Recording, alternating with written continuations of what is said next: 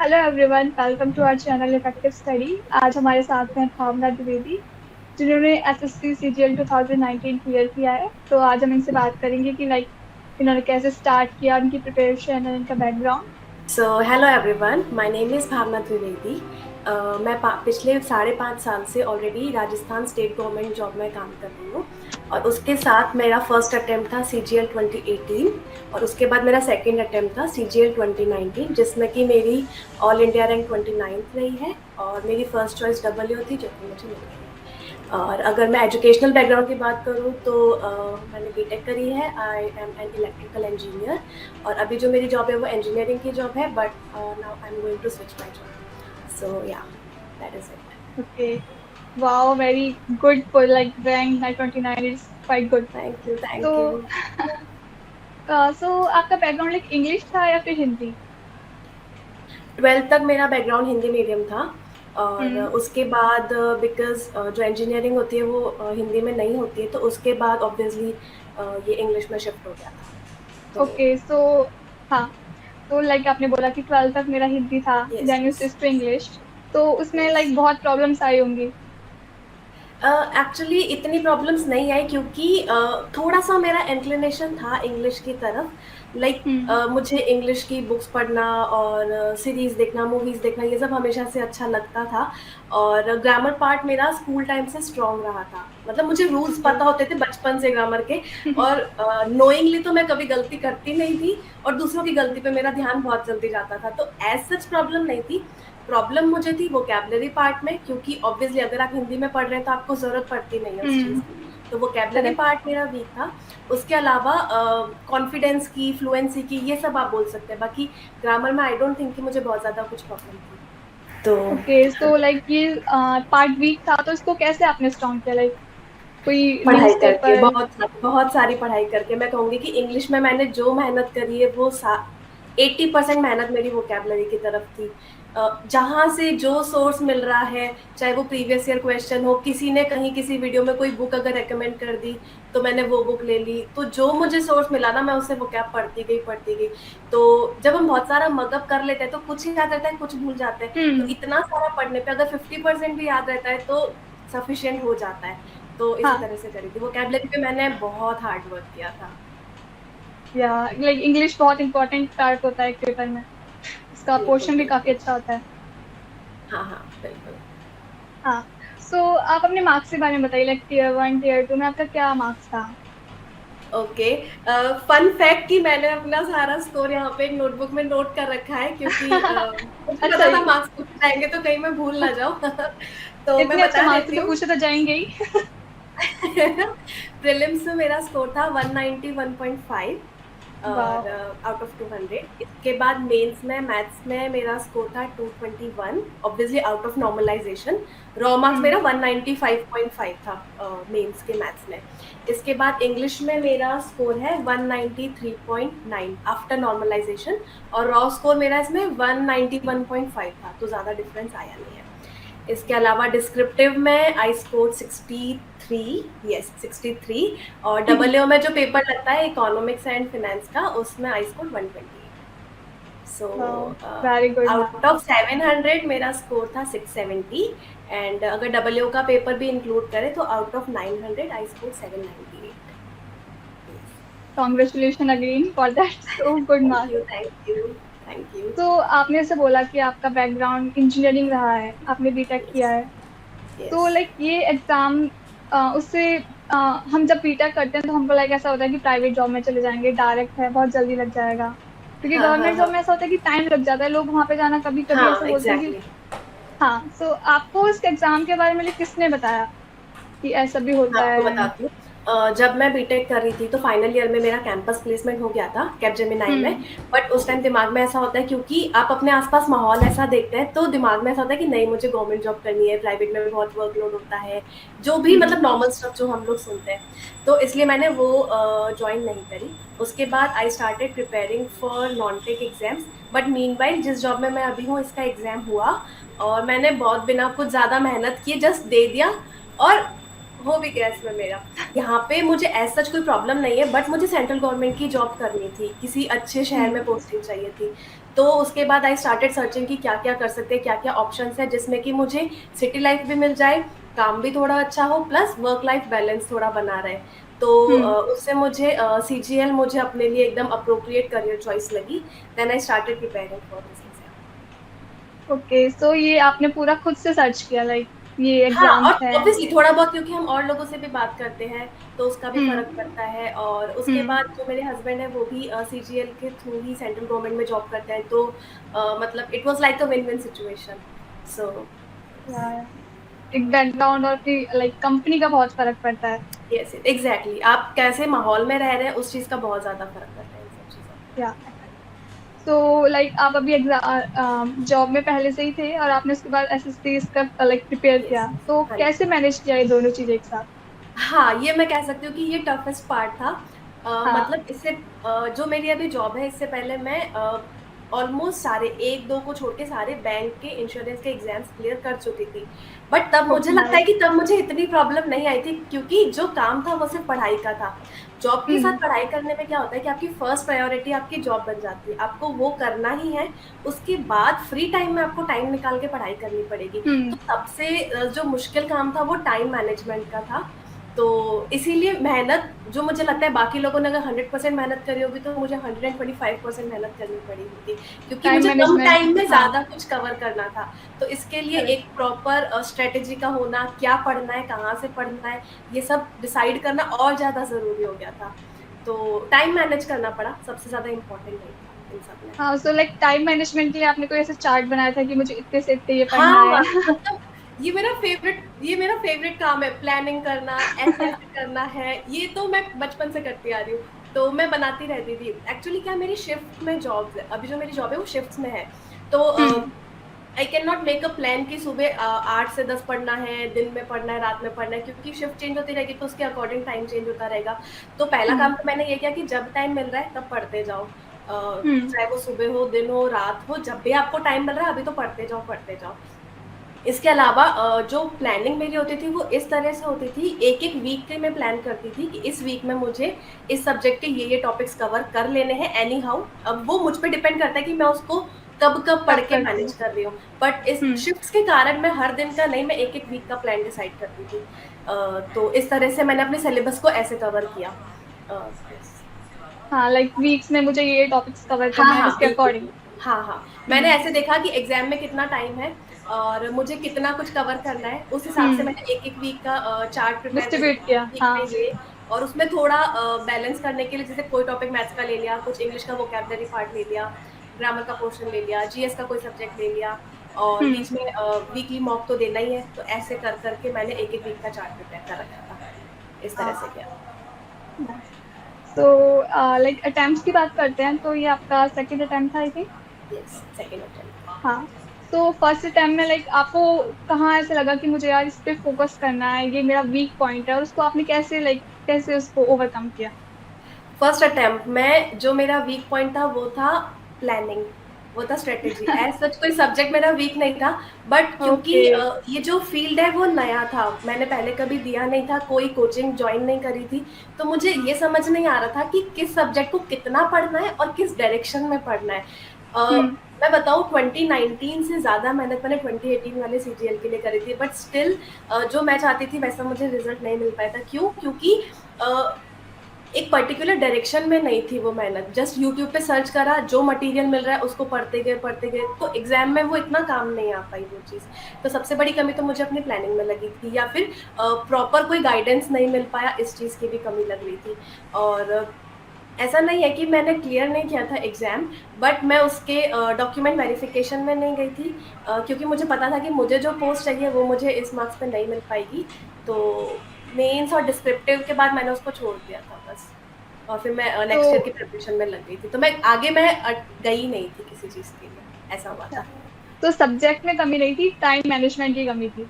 हाँ, time management की, और एक होता है ना कि आप थोड़ा कंफर्टेबल हो जाते हो एग्ज़ाम से, आपको आइडिया लग जाता है कि एग्ज़ाम किस तरह का है, किस पैटर्न के क्वेश्चंस पूछे जाते हैं। ये जो फ़ैमिलियर होना बहुत ज़रूरी होता है, ये चीज़ कमी थी मेरे 2018 वाले अटेम्प्ट में। लाइक मैंने बहुत सारा पढ़ लिया, पर मुझे कॉन्फिडेंस नहीं आ रहा कि मैं वहाँ पे कर पाऊँगी या नहीं कर पाऊँगी।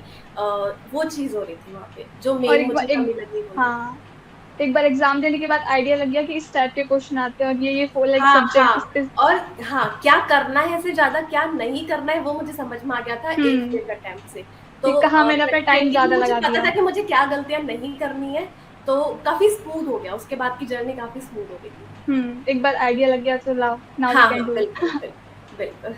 हाँ। तो अब हम लाइक प्रिपरेशन की बात करते हैं, तो लाइक कोई स्टार्ट एग्जाम फर्स्ट टाइम दे रहा है तो उसको लाइक कैसे स्टार्ट करना चाहिए अपना प्रिपरेशन, लाइक बुक्स एनी या फिर यूट्यूब चैनल। ओके, तो सबसे पहले तो मैं ये बताना चाहूँगी कि उनको प्रीवियस ईयर पेपर एक बार गो थ्रू हो जाना चाहिए उनसे, ताकि उनको आइडिया लगे।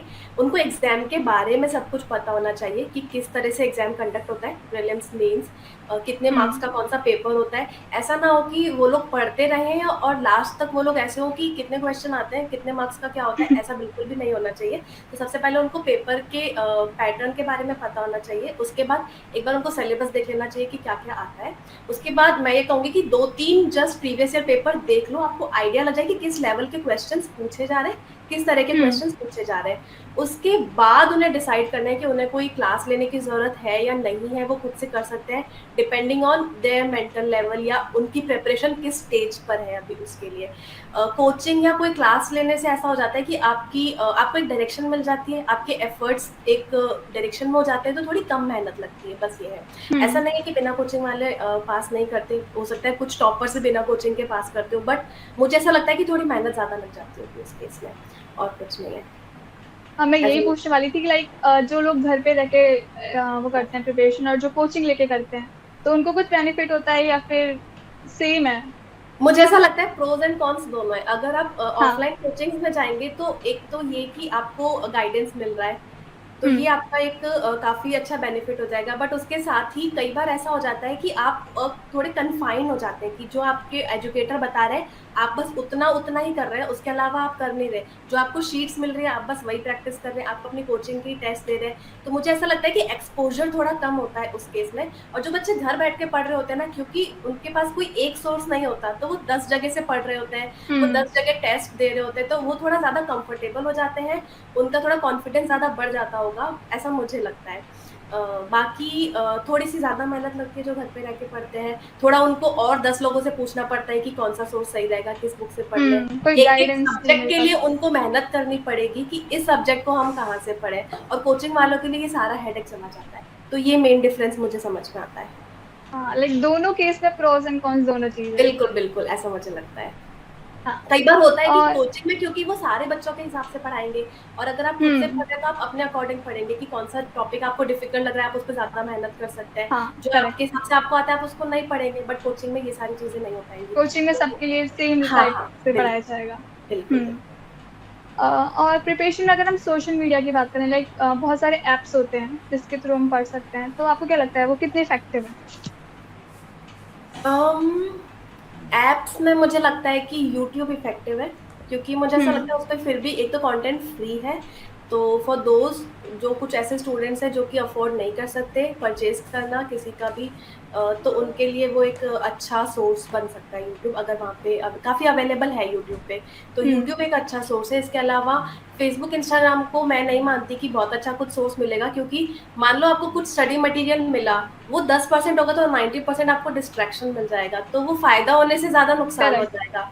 तो इंस्टाग्राम और फ़ेसबुक तो मुझे लगता है कि नहीं, कम से कम यूज़ करना चाहिए पढ़ाई के टाइम पे। यूट्यूब से मुझे बहुत हेल्प मिली है, इसलिए मैं तो बिल्कुल रेकमेंड करती हूँ सबको कि भई आपको जब फ्री में कुछ मिल रहा है, तो आप पढ़ो, आप क्यों नहीं पढ़ोगे? तो यूट्यूब का अच्छा है। इसके अलावा जो भी काफ़ी सारी एप्लीकेशंस हैं, जैसे कि टेक्स्ट बुक हो गया, अड्डा की हो गई, अ, एसएससी ट्यूब की हो गई, इन सब, अनअकैडमी हो गया, इन सब की जो एप्लीकेशंस है, ये सारी काफ़ी हेल्पफुल है। तो इनसे काम हो हम्म। सकता है। बिल्कुल। या लाइक इंस्टाग्राम फेसबुक पे तो आप 10 मिनट पढ़ोगे 90 मिनट स्क्रॉल करोगे। हाँ, हाँ, हाँ, ऐसा मेरा मानना है। मुझे नहीं लगता कि बहुत ज़्यादा फ़ायदा होता होगा इनसे। हम्म। तो आपने इस एग्जाम के अलावा किसी और एग्जाम की भी प्रिपरेशन करी थी या फिर सिर्फ इसी पे आपका फोकस नहीं, था। नहीं, बस इसी एग्ज़ाम की करी थी। इसके अलावा मैंने और कोई एग्ज़ाम नहीं दिया पिछले 5 साल में।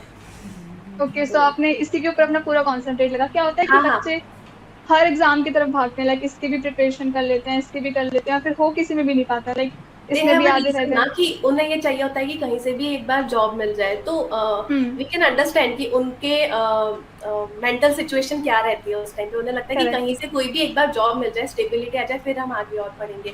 तो बट ये थोड़ा मुश्किल हो जाता है, क्योंकि एग्जाम्स कोई भी इतने ईजी रहे नहीं है कि आप एक कॉमन पढ़ाई कर लो आपके कोई भी एग्जाम्स क्लियर हो जाएंगे। तो मैं तो यही कहूंगी कि आप डिसाइड कर लो आपको किस स्ट्रीम में जाना है, किस तरह के एग्जाम में जाना है, फिर अपना 100% पोटेंशियल उस पर्टिकुलर एग्जाम में लगाओ। रादर देन कि आप 10-10 20-20% आप पढ़ाई हर एग्जाम के लिए कर रहे हो, तो वो वेस्ट है, ज्यादा कुछ उससे फायदा होने वाला नहीं है। तो आप एट अ टाइम एक एग्जाम को टारगेट करके उसको अच्छे से मेहनत करो, एक बार वो जॉब ले लो, उसके बाद आप पे डिपेंड करते हैं, अगर आप चाहते हो आगे और पढ़ाई कर लो। तो मुझे ये लगता है कि एक बार में एक एग्जाम को फोकस करना चाहिए, क्योंकि एग्जाम्स काफी डिफिकल्ट हो गए हैं आजकल, कंपटीशन भी हम्म। बहुत ज्यादा हो गया है।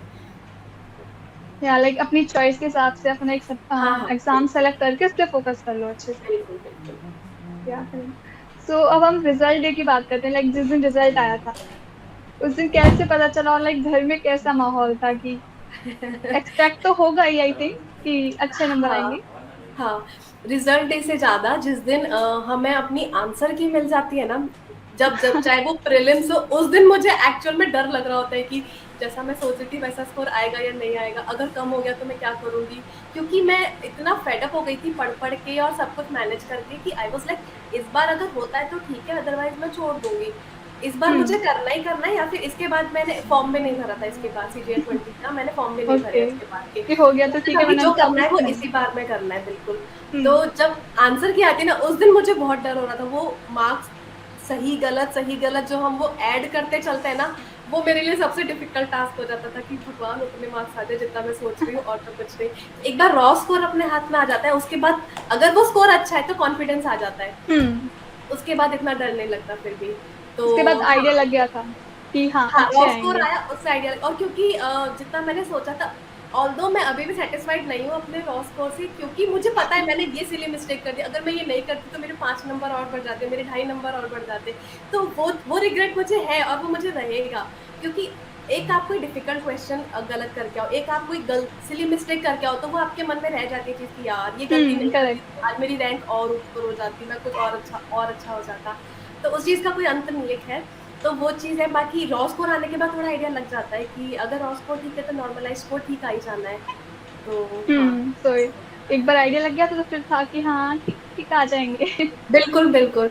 और घर वाले तो मतलब रॉ स्कोर सुन के मान के बैठे थे कि हाँ इसका तो हो जाएगा, अब तो इसको जो चाहिए वो मिल जाएगा। तो वो लोग तो एकदम ऐसे फ्री होके बैठ गए थे कि बस हो गया, CGL क्लियर हो गया है, अब तो बस ज्वाइनिंग का वेट है, एक तरह से ऐसे मान के बैठे थे घर वाले रिजल्ट तो। आने से पहले डिक्लेयर कर दिया कि क्लियर हो हाँ गया। हाँ, अरे बिल्कुल, मतलब अभी भी वो बिल्कुल डबल तो अभी पता चला है थोड़े टाइम पहले, पर सारे रिश्तेदारों में सब में वो लोग कह चुके थे कि भाई डबल मिलने वाला है इसको, तो मार्क्स इसके अच्छे, डबल मिलने वाला है इसको, इस तरह से चल रहा था हमारे घर में तो।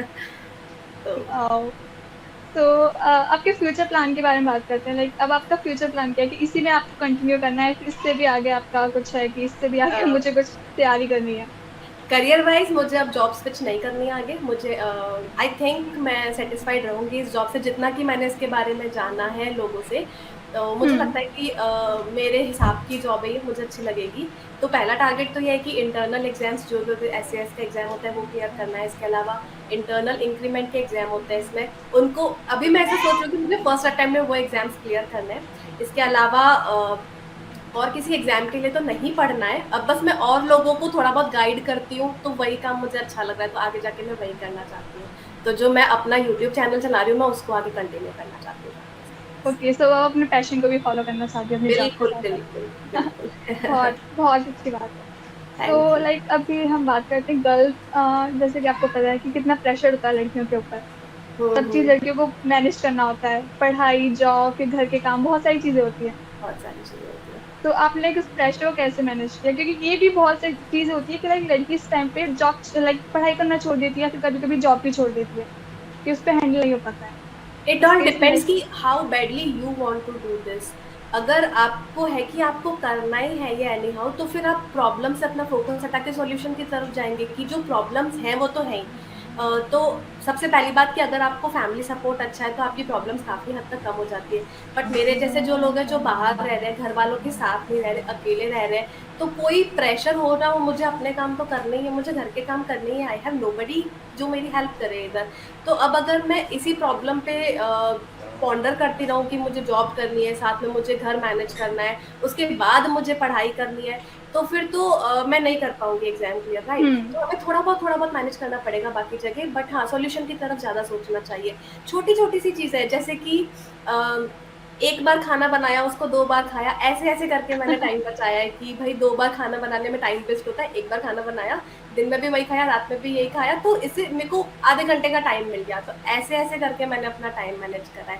जब मैं अपने ऑफ़िस जा रही हूँ, तो रास्ते में मैं जनरल अवेयरनेस का कोई वीडियो देख रही हूँ। मैं शाम में वॉक करने जा रही हूँ, तो कुछ जीएस का सुनते हुए जा रही हूँ। तो ऐसे करके हमें थोड़ा बहुत टाइम मैनेज करना पड़ता है कि नोइंगली अननोइंगली हमारे माइंड में हमारे एग्ज़ाम से रिलेटेड चीज़ें जाती जाएँ, हमें याद होती रहे। तो एफर्ट्स तो लगाने पड़ेंगे, नो डाउट आपको एक्स्ट्रा मेहनत करनी पड़ेगी। बट अगर कुछ करना है तो मेहनत तो करनी ही है, उसका कोई करेक्ट। सब्स्टिट्यूट नहीं है, तो वो तो करना ही पड़ेगा। आपसे बात करके तो मैं भी मोटिवेटेड हो गई हूँ। ये मेरा प्राइम मोटिव है लाइफ का कि मुझे ऐसे पॉजिटिविटी फैलानी है, मुझे लोगों को मोटिवेट करना है, मतलब ये मुझे सबसे अच्छा काम लगता है, तो ये तो मुझे करना ही करना है। क्योंकि क्या होता है कि हम बहुत जल्दी टेंशन ले लेते हैं, यार मेरे पास ये भी है, वो भी है, और फिर आधी चीज़ें छोड़ देते हैं। तो हाँ, हाँ, लाइक बिल्कुल। और ऐसा नहीं है कि आप मैं हर दिन ऐसे रहती थी कि भई मैं तो कर ही लूँगी, ऐसा नहीं है। ऐसे बहुत सारे दिन होते हैं जब ऐसा लगता है कि बाकी सबके लिए तो कितना ईज़ी है, मैं अभी इतनी सारी चीज़ें मैनेज कर रही हूँ। कुछ लोग होंगे हाँ, जो बढ़िया पढ़ाई कर रहे होंगे, वो लोग बहुत लोग कितना ऐसे आगे सोचते जा रहे हैं। होंगे मुझसे। तो ये करेक्ट। थॉट्स ना बैक ऑफ द माइंड चलते रहते हैं काफ़ी टाइम, बट हमें उनको सबसाइड करना ही पड़ेगा, उसका कोई सॉल्यूशन नहीं है इसके अलावा। तो हाँ, ये तो करना ही पड़ेगा।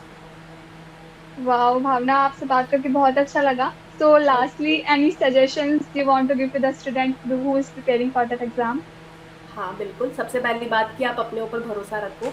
कॉन्फिडेंस से ज़्यादा इम्पोर्टेंट और कुछ भी नहीं हो सकता, ऐसा मुझे लगता है। जो आप पढ़ रहे हो, उस पे स्टिक करके रखो, रादर देन जो गलती मैंने करी थी कि जो भी मिल रहा है रैंडम आपने हर चीज़ पढ़ी, नो। आप पहले से एक प्लान बना लो कि आपको कौन-सी चीज़ कहाँ से पढ़नी है। तो ये प्लान बनाने से पहले आप सारी मेहनत कर लो, सब जगह से आप रिसर्च कर लो कि कौन-सा सब्जेक्ट किस एजुकेटर से या किस सोर्स से पढ़ना है।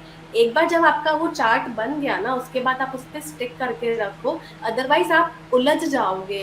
एक जाल है ये कि क्योंकि बहुत ज़्यादा सिलेबस है, बहुत ज़्यादा सोर्स अवेलेबल है, आप पढ़ते रह जाओगे और उसका कोई आउटकम नहीं निकलेगा।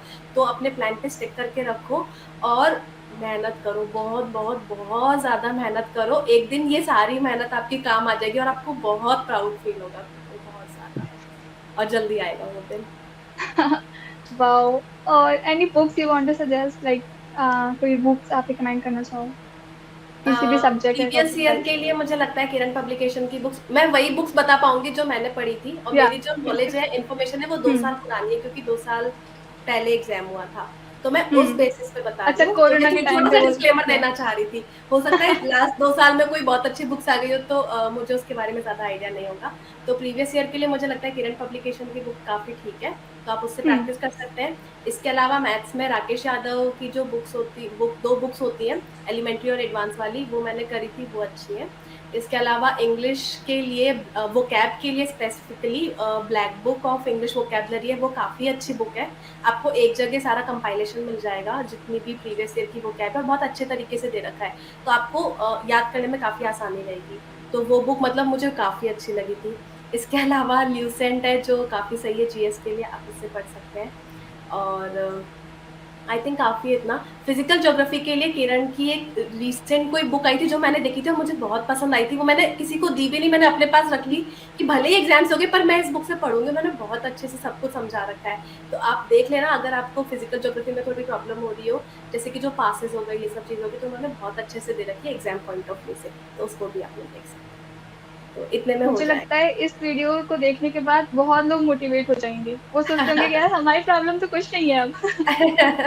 नहीं, नहीं, ऐसा नहीं है, सबकी अपने-अपने लेवल पे प्रॉब्लम्स होती है, बट आपको खुद को प्रॉब्लम्स को ओवरकम करना ही पड़ेगा, क्योंकि एग्ज़ाम सबके लिए सेम है। वो सेम पेपर आएगा जो सबको देना है। अब आप कहाँ से आ रहे हो, वो आपकी प्रॉब्लम है ना।